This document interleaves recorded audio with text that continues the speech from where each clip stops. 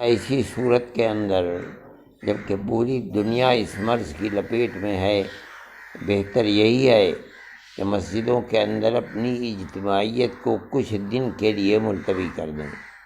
لیکن اس کا یہ مطلب نہیں ہے کہ مسجدوں کو بند کر دیا جائے، اذان ہو۔ حقیقت یہ ہے کہ حکومت کی گائیڈ لائن کے تحت اور شریعت نے بھی اس بات کی گنجائش رکھی ہے، دلائل موجود ہیں کہ ہمیں بھیڑ بھاڑ کرنے سے وبائی امراض کے ایام میں بچنا چاہیے۔ اپنے گھر میں آپ جمعہ کے دن ظہر کی نماز ادا کریں۔ ساری دنیا کے ڈاکٹر اور پھر ان کے کہنے کے اوپر جو ایڈمنسٹریشن ہے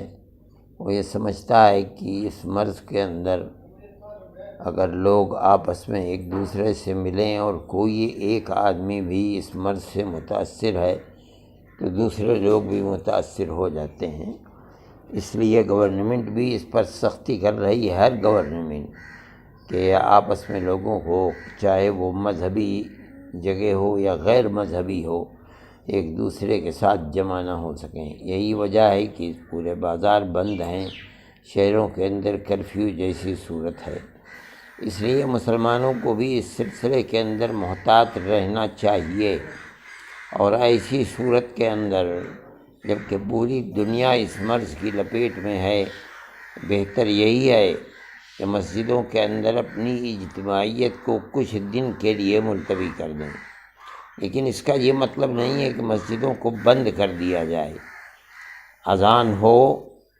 بہتر یہ ہے کہ وہ اذان لاؤڈ اسپیکر پر نہ ہو، اور اس کے بعد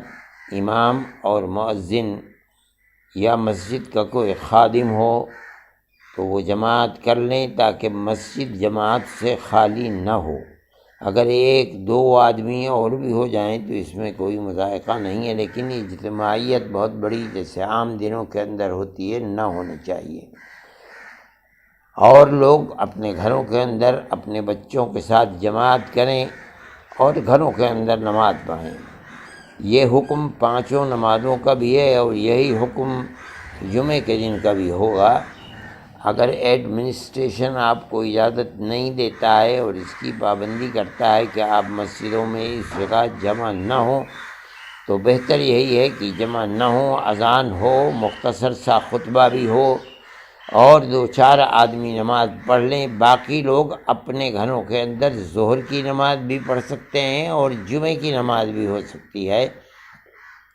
اگر کوئی وہاں خطبہ دینے والا اور جماعت کو نماز پڑھانے والا ہو تو اس صورت کے اندر وہاں بھی اس کا حکم یہی ہے۔ اگر مسلمان یہ نہیں کرے گا بلکہ اصرار کرے گا کہ وہ جماعت ہی کے ساتھ نماز پڑھے تو اس کا خطرہ ہے کہ اگر ایڈمنسٹریشن یہ محسوس کرے گا کہ مرض کے بڑھنے کا سبب یہ ہو رہا ہے تو وہ مسجدوں میں تالے بھی لگا سکتے ہیں، اس لیے پھر نہ اذان ہو پائے گی اور نہ نماز اور جماعت ہی ہو پائے گی، اور ملک کے بعض حصوں کے اندر یہ صورتحال ہے، لیکن وہ خود ہماری غلطی کا نتیجہ ہے۔ اس لیے ہمارا مسئلہ یہی ہے اور دارالعلوم نے بھی یہی فتویٰ دیا ہے کہ ایسی صورتحال کے اندر جب تک ملک کے اندر یہ مرض ہے اور اس پر قابو نہیں پایا، مکمل نہیں ہو پا رہا ہے، اس وقت تک جماعت کے سلسلے میں ہر جگہ لوگوں کو احتیاط کرنی چاہیے۔ جس طرح بازار بند ہیں، ساری ریلیں بند ہیں، بسیں بند ہیں، ہوائی جہاز بند ہیں، تاکہ لوگ ایک دوسرے کے ساتھ مل نہ سکیں، یہی حکم مسجد کا بھی ہوگا۔ مسجد کو بھی محتاط طریقے کے اوپر کھلا رہنے دینا چاہیے، ایسا نہ ہو کہ کہیں ہماری کسی سرکار نے اقدام اٹھائے ہیں اس کے روک تھام کے لیے، کیا یہ کافی ہے؟ کچھ اور اقدام نہیں، یہ تو نہیں کہا جا سکتا کہ یہ کافی ہیں، اس لیے کہ دنیا کے وہ ملک جو بہت ترقی یافتہ ممالک ہیں ان ممالک کے اندر بھی یہ وبا پھیلی ہے تو اس نے اتھل پتھل کر کے رکھ دیا ہے، ملکوں کی اقتصادیات، ان کے اموال اور ان کی دولت، ان کے کاروبار سب ختم ہو گئے ہیں۔ تو میں کہتا ہوں کہ یہ ایک بہت بڑا طریقہ ہے حفاظت کا، یہ نہیں ہے کہ یہی طریقہ ہے، اس کے ساتھ ساتھ دوائیں ہیں، اس کے ساتھ ساتھ احتیاط ہے، کھانے پینے کی احتیاط ہے، لیکن یہ مرض کے پھیلنے کا ایک بہت بڑا ذریعہ ہے کہ مریض بھی ہوں اور لوگ صحت مند ہیں اور ان مریضوں کے ساتھ اٹھتے بیٹھتے ہیں، اس بنیاد کے اوپر ان کو مرد لگ جاتا ہے۔ بسم اللہ والصلاة والسلام علی رسول اللہ۔ محترم سامعین کرام،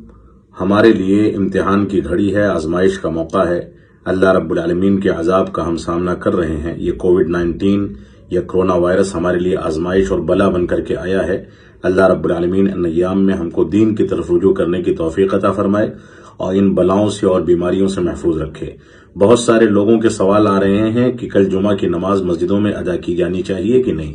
حقیقت یہ ہے کہ حکومت کی گائیڈ لائن کے تحت اور شریعت نے بھی اس بات کی گنجائش رکھی ہے، دلائل موجود ہیں